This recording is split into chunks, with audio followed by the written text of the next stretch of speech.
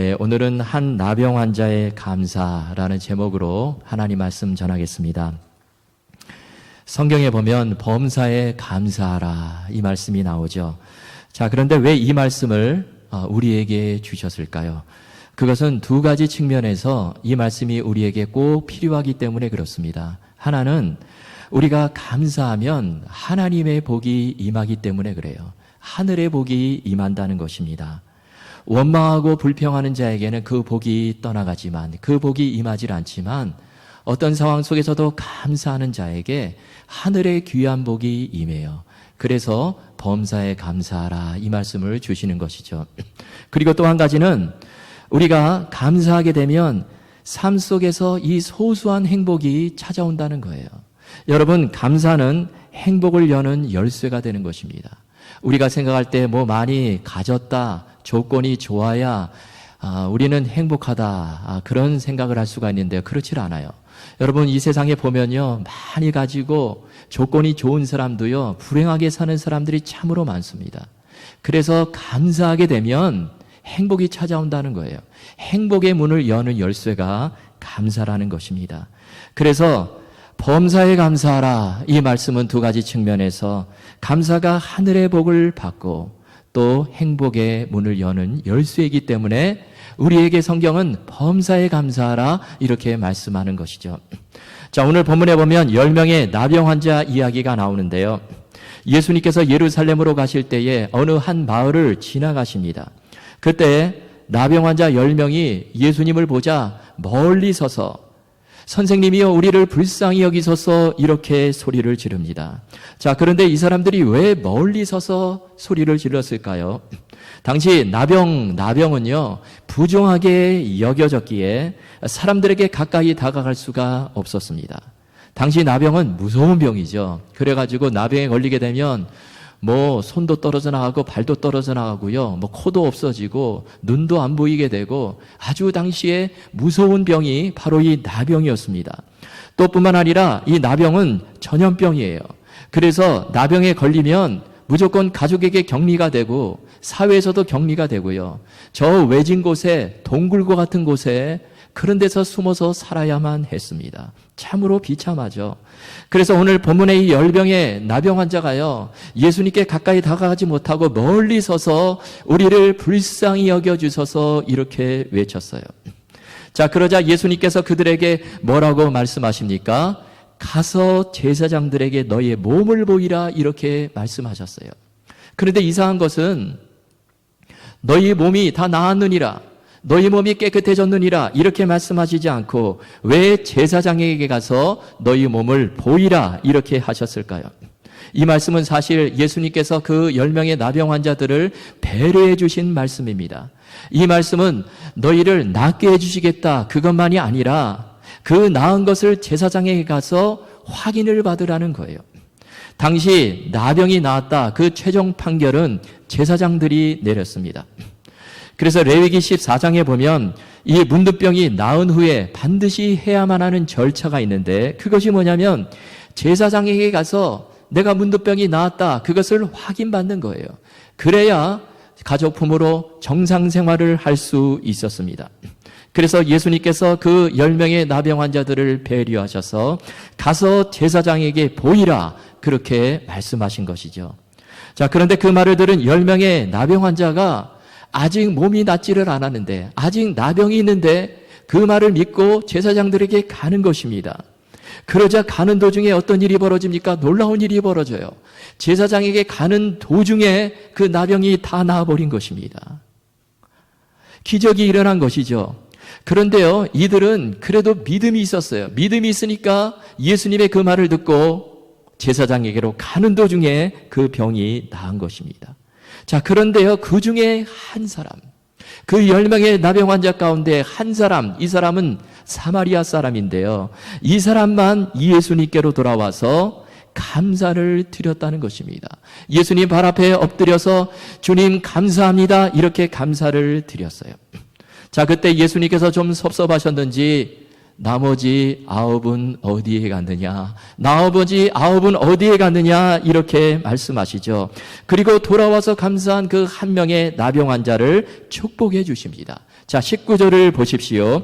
그에게 이르시되 일어나 가라. 내 믿음이 너를 구원하였느니라 하시더라. 이 예수님께서요, 지금 이 한 명의 나병 환자에게, 돌아와서 감사한 그 나병 환자에게 구원을 선포해 주세요. 여러분, 그래서 감사가 참으로 귀한 것이에요. 제가 처음에 말씀드렸듯이 우리가 하나님께 감사하게 되면 하늘의 귀한 복이 임하게 되는 것입니다. 마치 부모님이요, 자녀들이 감사하게 되면 자꾸 뭘 주고 싶어 하죠. 아버지 고마워. 아버지 감사. 요즘 뭐 자식들 잘 그러질 않은데요. 감사하게 되면 자꾸 주고 싶어 합니다. 그래서 우리는 감사하는 자가 되어야 되는 거예요. 마찬가지로 하나님도 똑같아요. 우리 하나님 아버지께서 우리가 하나님께 감사하게 되면, 자꾸 감사하면, 모든 일에 범사에 감사하게 되면 하나님께서 자꾸 주시고 싶어 하시고 실제로 하늘의 복을 주신다는 것입니다. 자, 그러면 본문에 나오는 이 한 사람 나병 환자는 어떻게 예수님께로 돌아와서 감사할 수 있었을까요? 자, 우리가 이것을 좀 이 시간에 살펴보고자 하는데요. 첫 번째 중요한 메시지는 그가 예수님께 받은 은혜를 깨달았기 때문에 그렇습니다. 여러분, 깨달을 때 감사가 나오는 거예요. 그러나 깨닫지 못하게 되면 아무리 많은 은혜를 받아도, 수많은 은혜를 받아도요, 깨닫지 못하게 되면 감사하지를 않아요. 헬라어로 은혜는 카리스라는 단어인데요. 그런데 이 카리스라는 단어에서 파송된 단어가 유카리스테오라는 말입니다. 그 뜻이 뭐냐면 은혜가 풍성한 상태를 말하는데요. 그런데 이 유카리스테오가 또 감사라는 뜻이 있어요. 그러니까 감사는 은혜가 풍성함이 깨달아질 때 나오는 것이 바로 감사예요. 여러분, 성경에 범사에 감사하라 이렇게 말씀하는데요. 범사에 무슨 뜻이죠? 모든 일 가운데, 모든 상황 속에서 그런 뜻이죠. 그런데 우리가 어떻게 모든 일 가운데 감사할 수 있을까요? 그것은 하나님께서 내게 베풀어 주신 그 풍성한 은혜, 그 은혜의 풍성함이 내 심령 가운데 깨달아질 때, 그때 우리가 어떤 상황에도 불구하고 모든 일 가운데 감사할 수 있다는 것입니다. 여러분, 본문에 나오는 이 나병 환자가 예수님께 돌아와서 감사할 수 있었던 것은요, 예수님이 내게 베풀어 주신 그 은혜가 너무나 크고 귀하다, 그것이 깨달아졌기 때문에 그렇습니다. 그래서 그는 모든 일을 제쳐두고 예수님께로 돌아와서 엎드려 감사를 드렸던 것이죠. 그러면 나머지 9은 어땠을까요? 이 사람들도요, 나병이 나왔어요. 가는 도중에 병이 나왔습니다. 그런데 그들은요, 이 놀라운 은혜가 마음속에 잘 와닿질 않는 것입니다. 아마 다른 생각을 좀 했을 것 같아요. 지금 몸을 보니까 너무나 좋아졌어요. 나병이 다 사라졌습니다. 이렇게 되니까 무슨 생각을 하게 되냐면 너무 기쁨의 도취가 되어서 가족에게 돌아갈 생각을 먼저 했을 것입니다. 가족에게 먼저 보여야 되겠다. 아니면 이제 내가 나병이 다 나았으니까 이제 앞으로 어떻게 살아갈 것인가, 내가 사회로 다시 돌아가서 어떻게 살아갈 것인가, 그런 생각도 했을지 몰라요. 그런데요, 예수님께서 그 놀라운 은혜를 베풀어 주셨는데, 예수님이 베풀어 주신 그 은혜가 참으로 귀한데, 그 은혜를 베풀어 주신 예수님이 참으로 너무나 소중하고 귀한 분인데 그것을 깨닫지 못하고 잊어버리는 것입니다. 이렇게 되니까 이 9명의 나병 환자 예수님께 돌아와서 감사하지 못하게 되는 것입니다. 그러나 돌아와서 예수님 앞에 엎드려 감사한 그 한 명의 나병 환자는 내가 받은 은혜가 너무나 크다, 이것이 지금 깨달아지는 거예요. 이것을 지금 지나치면 안 되겠다. 내가 나병이 나았는데, 내가 그 엄청난 은혜를 예수님으로부터 받았는데 예수님께 지금 돌아가서 감사를 표현해야 되겠다. 그래서 그는 모든 일을 제쳐두고 예수님 앞에 돌아와 감사를 드렸다는 것입니다. 여러분, 생각해 보십시오. 어떤 사람이 감사할 수 있습니까? 이 놀라운 은혜를 깨달은 자만이 감사할 수 있어요. 자, 그렇다면 저와 여러분은 어떤 은혜를 받았습니까? 여러분, 사시면서 그 내가 받은 은혜가 깨달아지십니까? 여러분, 본문에 나오는 나병 환자가 고침을 받았는데요, 사실 대단한 거죠. 당시에 나병 불치병입니다. 나병이 한번 걸리게 되면 평생 나병 환자로 살다가 죽어야 되는데, 사회에서 격리되고 가정에서 격리되고 버림받고 그런 삶을 살아야 되는데, 그런데 그 나병이 나았어요. 이제는 정상 생활을 할 수 있게 되었습니다. 얼마나 놀라운 은혜인지 몰라요. 그런데 우리는요, 이보다 비교도 할 수 없는 더 큰 은혜를 받은 사람들이라는 거예요.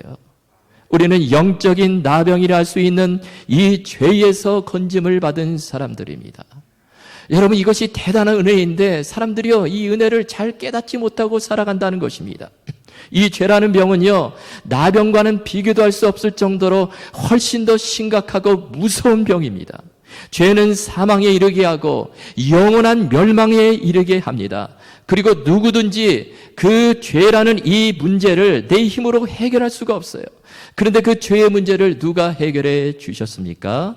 우리를 누가 그 죄의 늪에서 건져주시고 우리를 죄와 사망에서 영생으로 옮겨주셨습니까? 하나님께서 바로 그것을 해 주신 거예요. 그것도 사랑하는 독생자 예수 그리스도를 버리시면서 그렇게 하신 것이죠. 예수님께서 십자가에 달리셨을 때 아버지여, 아버지여, 어찌하여 나를 버리셨나이까 이렇게 외치셨죠. 그런데 하나님은요, 그 예수님 절규하는 그 소리를 외면하십니다. 그 소리를 듣고 침묵하세요. 예수님을 십자가에 그대로 죽게 내버려 두십니다. 왜 그렇게 하셨을까요? 바로 저와 여러분을 살리려고, 우리에게 영원한 생명을 주시려고 그렇게 하신 것이죠. 예수님께서 십자가상에서 대신 죄값을 치러야 하기 때문에, 그래야 우리가 살 수 있기 때문에 그렇게 하신 것이죠. 여러분, 이것은요, 나병이 낫는 그 정도가 아니에요. 정말 이것은 우리에게 영원히 결정되는 중요한 문제입니다. 우리가 이 말로 다 할 수 없는 엄청난 은혜를 받은 자들인데, 여러분 사시면서 이 은혜가 깨달아지십니까? 깨달아지면 감사할 수 있다는 거예요. 이 은혜가 내 삶 속에서 체험이 되면 범사에 감사할 수 있다는 것입니다. 여러분, 추수감사절의 유래 아실 것입니다. 메이플라워를 타고 온 청교도 102명이요, 1620년 12월 달에 보스턴 아주 가까운 남쪽에 플리머스 항구에 도착을 했습니다. 여러분, 보스턴의 12월은요 대단히 추워요. 제가 예전에 보스턴에서 한 3년 살아봤는데요, 겨울 정말 춥습니다. 눈도 엄청나게 와요. 어느 날 아침에 나가보면요, 차가 눈으로 반이 덮여 있어요. 그리고 눈이 너무 많이 와서 학교도 쉬는 날도 여러 날이 됩니다. 날씨는 또 얼마나 추운지 몰라요. 그런데 이 청교도들이요, 그 추운 12월 달에 그 보스턴에 도착을 한 거예요. 와보니까 너무 추워가지고 있을 곳도 없어서 처음에 그냥 배 안에서 3개월을 그곳에 머물면서 그렇게 지냅니다. 그리고 그들이 도착한 이 신대륙은요, 너무나 낯선 땅이죠. 물도 다르고 풍토병도 있고 뭐 어디가 어딘지도 모릅니다. 지도가 있는 것도 아니에요. 또 농사를 지어야 열매를 거둘 수가 있는데 와서 보니까 아무것도 없어요. 땅을 개간하고 농사를 지어야 먹고 사는데 뭐 그것의 날씨, 온도에 대한 정보가 전혀 없습니다. 그들은 보스턴에 도착해서 여러 시행착오를 거쳤을 것입니다. 그들이 도착했을 때 이미 반 이상이 다 죽었습니다. 많은 사람들이 희생이 되었어요. 그러다가 천신만고 끝에 그들은 인디언 부족에게 도움을 받아서 옥수수 재배법을 배워가지고 겨우 첫 수확을 얻게 되었습니다. 그런데 그때 상황 말이 아니죠. 이미 수많은 사람들이 죽었고 그들의 몰골은 많이 아닙니다. 갈아입을 옷조차도 없었어요. 그런데 이런 상황에서 청교도들은요, 그들이 거둔 그 첫 수확물을 가지고 첫 번째 추수감사 예배를 하나님께 드리는 거예요. 여러분, 그 장면을 한번 상상해 보시기 바랍니다. 뭐 지금처럼요, 맛있는 터키를 굽고 정말 풍성한 음식을 준비하고 또 화려한 옷을 입고 좋은 음악이 흘러나오고 댄스도 추며요. 또 지금은 바이러스 때문에 그러지 못하지만 예전 같으면 감사절 블랙 프라이데이에 막 세일도 하니까 막 엄청나게 쇼핑도 하고요. 이렇게 지금 추수감사절을 보내야 되는데, 그런데요, 이때 당시 청교도들은 그런 게 아니에요. 정말 최악의 상황에서 추수감사 예배를 하나님께 드리는 것입니다. 음식이라고는 옥수수로 만든 몇 가지 차려놓고요. 또 사랑하는 가족을 잃고 친구들도 잃고요. 그때 이미 절반 이상의 사람들이 죽었으니까 아마 식구들 중에 죽지 않은 가족은 찾아볼 수가 없었을 것입니다. 이런 슬픔과 악조건 속에서 그들은 그들이 거둔 첫 수확물을 가지고 하나님 앞에 추수감사 예배를 드린 것이죠. 여러분은 어떻게 그렇게 할 수 있었을까요? 그 비결은 한 가지, 이런 악조건 속에서도 나를 살려주신 그 하나님의 은혜가 깨달아지는 거예요. 이곳 신대륙까지 인도해 주신 그 하나님의 은혜가 깨달아지는 것입니다. 그래도 이곳에서 이렇게 첫 수확물을 거두게 해주신 그 하나님의 은혜가 깨달아지는 거예요. 또 종교의 자유를 찾아서 이곳에 와서 그래도 이렇게 마음껏 하나님을 예배하고 찬송할 수 있게 된 거, 그 은혜가 깨달아지는 것입니다. 그 은혜가 깨달아지게 되니까 그들은 그 최악의 조건 속에서도 하나님께 감사의 예배, 첫 번째 추수감사절을 지킬 수 있었다는 것이죠. 여러분, 우리는 살면서 왜 때로는 감사하지 못할까요? 감사보다 왜 원망과 불평이 앞설까요? 그것은 사실 이 하나님의 놀라운 은혜가 깨달아지지 않기 때문에 그렇습니다. 그 은혜가 잘 와닿지 않는 거예요. 또 그 은혜를 당연하게 받아들이기 때문에 그렇습니다. 자녀들을 키워보셔서 아시겠지만 여러분, 부모님이 키워준 것을 당연하게 받아들이는 자식들이 있습니다. 그러면 감사하지를 않아요. 뭐 부모님인데 당연하지. 부모님은 그렇게 하는 일이, 그렇게 해야 하는 것이 부모님이야, 이렇게 생각합니다. 부모님이 낳아주고 먹여주고 입혀주고, 그런데 그것을 당연히 부모가 해야 될 일로 그렇게 받아들인다는 거예요. 이렇게 되면 감사가 없는 것이죠. 여러분, 혹시 지금 내가 누리는 것 너무나 당연하게 생각하십니까? 나니까 이 정도 누려야 돼, 그렇게 생각하십니까? 그렇지 않아요. 여러분, 우리는 빈손으로 왔다가 결국에 빈손으로 가는 존재입니다. 사실 내 것이 생각하면 아무것도 없어요. 우리가 이 땅 사는 동안에 누리는 거 하나님께서 다 공급해 주신 것입니다. 이것을 깨닫는 자가 감사할 수 있어요. 특별히 하나님께서 나를 죄악 가운데서 건져주시고 구원해 주시고 영원한 생명을 주셨다. 이것을 늘 깨닫는 자, 예수님께서 내 죄를 사하시기 위해 십자가에 달려 돌아가셨다. 이 은혜를 생각하면, 이 은혜가 깨달아지게 되면 감사할 수 있어요. 여러분, 나 같은 죄인 살리신 그 은혜 놀라와 그 찬양 아시지 않습니까? 그 찬송, 존 뉴턴 목사님이 이 찬송을 만들었는데요. 여러분, 이 존 뉴턴 목사님이 어떻게 이 놀라운 그 귀한 가사를 쓸 수 있었습니까? 나 같은 죄인 살리신 그 은혜 놀라와. 어떻게 이렇게 하나님을 찬송할 수 있었죠? 어떻게 이렇게 감사할 수 있었죠? 그 은혜가 깨달아지기 때문에 그래요. 정말 노예상으로 노예들을 그냥 바다에 던져버리는 그런 죄악 가운데 살았던 그를 하나님께서 건져주시고 생명을 주시고 목사로 삼아주시고, 이런 놀라운 은혜, 그 은혜가 깨달아지니까 나 같은 죄인 살리신 그 은혜 놀라와 이렇게 귀한 찬양을 올려드릴 수 있었다라는 것입니다. 여러분, 은혜는 깨닫는 자가, 은혜를 깨닫는 자가 감사할 수 있습니다. 여러분, 이 말씀 붙드시고요. 하나님께서 그동안 내게 베풀으신 모든 은혜를 날마다 생각하시며 감사하며 사실 수 있기를 주님의 이름으로 축원합니다. 또 한 가지 본문에 나오는 이 나병 환자는요, 감사를 미루지 않고 즉시 했다는 거예요. 지금 감사했습니다. 이것이 중요하죠. 15절 16절을 보십시오. 그 중에 한 사람, 이 자기가 낳은 것을 보고 큰 소리로 하나님께 영광을 돌리며 돌아와 예수의 발 아래 엎드려 감사하니 그는 사마리아 사람이라. 자, 이 나병 환자는요, 자기가 낳은 것이 확인이 되자 지체하지 않고 즉시 예수님께로 돌아와 감사했어요. 그런데 9명의 나병 환자는 어떻습니까? 그들도 똑같이 나병이 나았죠. 그런데 감사하지 않아요. 그들은 이 감사의 때를 놓쳐버린 것입니다. 뭐 나중에 해도 되지, 그렇게 생각했을지도 몰라요.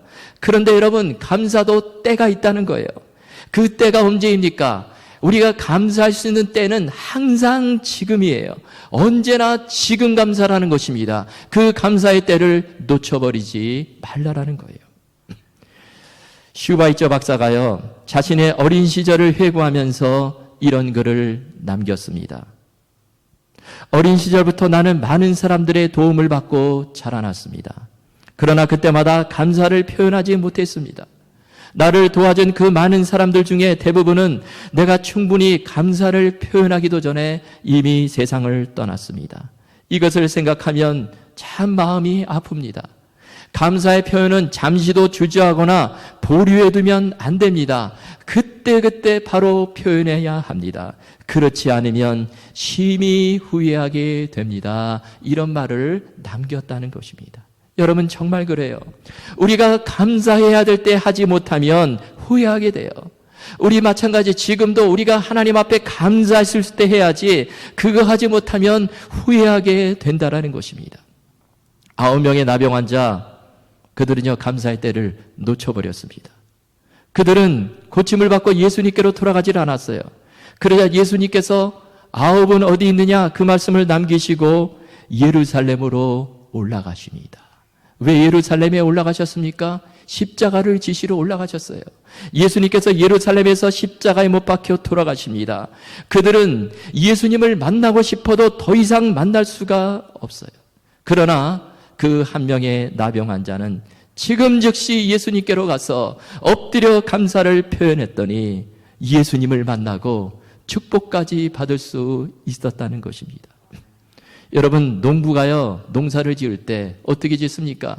씨를 뿌릴 때 씨를 뿌리고 추수할 때에 추수를 하는 거예요. 씨를 뿌릴 때 추수할 수가 없죠. 추수할 때 씨를 뿌릴 수가 없죠. 다 때가 있다는 거예요. 여러분 마찬가지입니다. 감사도 때가 있는데 그 때가 바로 지금이에요.